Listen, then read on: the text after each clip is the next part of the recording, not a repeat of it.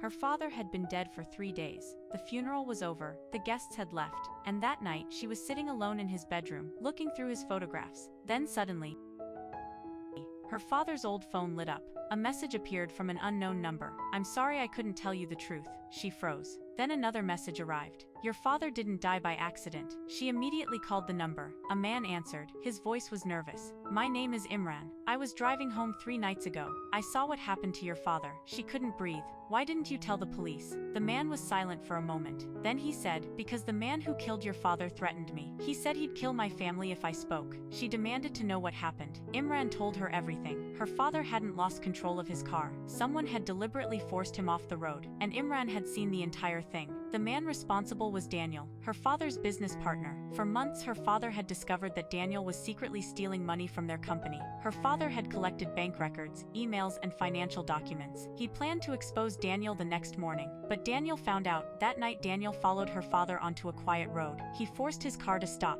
The two men argued. Her father refused to hand over the evidence. Daniel became violent. He pushed him to the ground. Her father was badly injured. Instead of calling for help, Daniel took the evidence and drove away. Imran had witnessed everything from his truck. He wanted to help, but Daniel saw him. Daniel approached his truck and threatened him. "If you tell anyone what you saw, your family will pay for it." Terrified, Imran drove away. But before leaving, he secretly took a picture of Daniel's car and license plate. Imran told her that her father had been conscious when he found him, and her father had said something that Imran would never forget. "My daughter, tell her not to become like him." Those words broke her. Imran then sent her the photograph. The license plate matched Daniel's car. He also gave her the location of a hidden storage locker. Her father had kept copies of all the financial evidence there. She opened it. Inside were documents proving Daniel had been stealing money for years. Now she had everything: the witness, the photograph, the financial records, and enough evidence to finally expose him. She found Daniel before going to the police. She was furious. She stood in front of him and said, "You took my father from me." Daniel couldn't deny it anymore. He confessed. For a moment she wanted to hurt him. She wanted him to feel the same pain she had felt. But then she remembered her father's final words: "Don't become like him." So she didn't. She gave everything to the police. Daniel was arrested and later sentenced for his crimes. She never forgave what Daniel had done, but she chose not to become consumed by revenge, because she finally understood what her father meant. Justice punishes the person who caused the pain.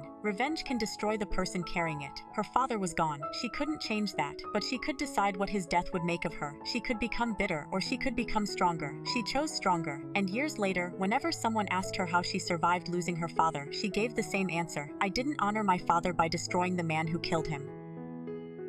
I honored him by becoming the person he wanted me to be."